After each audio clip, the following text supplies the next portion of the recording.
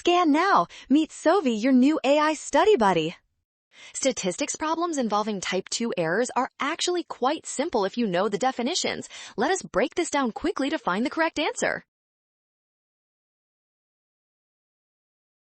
A type 2 error occurs when we fail to reject a false null hypothesis. This means the alternative hypothesis is actually true, but our statistical test failed to detect it. We need the specific option where we fail to reject the null hypothesis, but the truth is that the mean of x is actually greater than the mean of y. Option C matches our requirement perfectly because we fail to reject the null hypothesis when the alternative is true. This is the classic definition of a type 2 error.